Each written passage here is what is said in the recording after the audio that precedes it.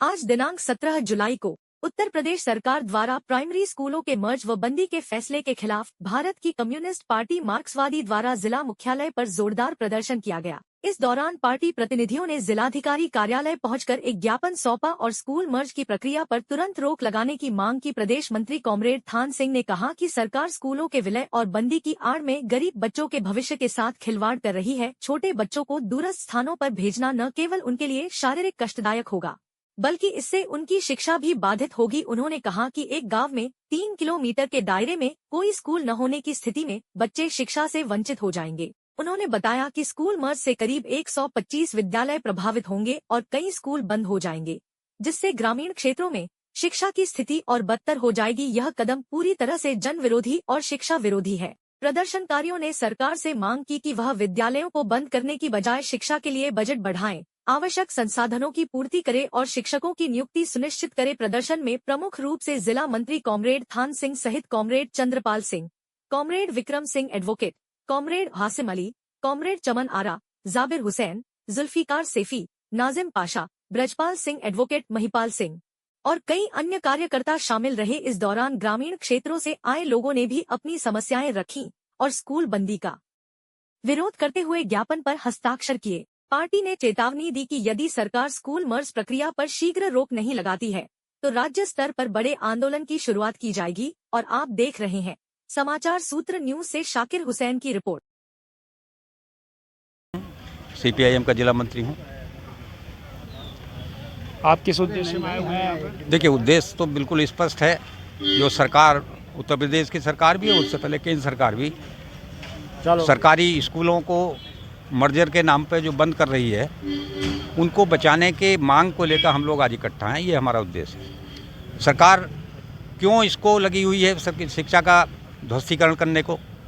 अगर हम देखें कि पिछले 5 साल में करीब पूरे देश में 1 लाख से ज़्यादा स्कूल सरकारी बंद हो चुके हैं। उत्तर प्रदेश की बात करें तो 27,000 का प्रस्ताव पास है और 5,000 ही पहले झटके में बंद कर रहे हैं। वो ऐसे स्कूल की जिसमें 50 बच्चे हैं, उससे 70 बच्चे हैं, उससे कम है, ऐसा कुछ पैमाना इन्होंने बना रखा है, उनको दूसरे स्कूल में मर्ज कर रहे हैं। कोई बात नहीं, अगर दोनों स्कूल एक ही गांव में हैं, मर्ज होने वाला भी और मर्जर एक्सेप्ट करने वाला भी, वहाँ तो दिक्कत कम है।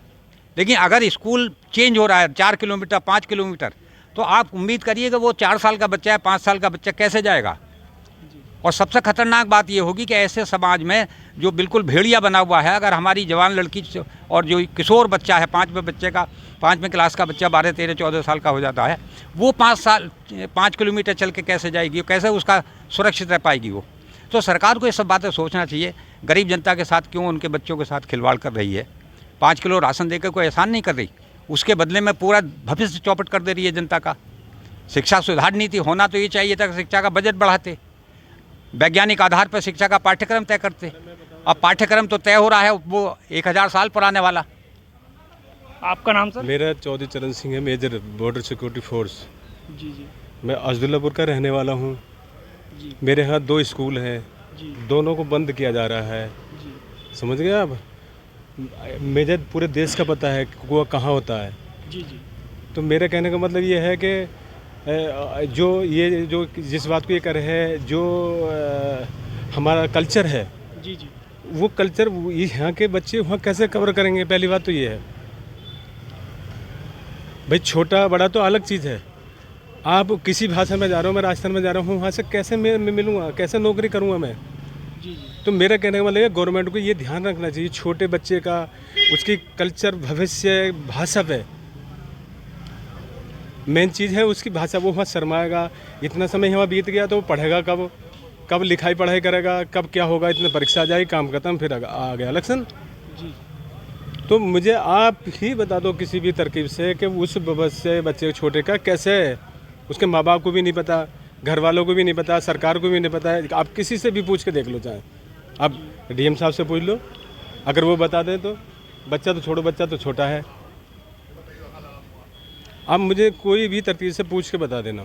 थैंक यू सर, बहुत धन्यवाद आपका। और इसके बड़े उसमें ही निकालना।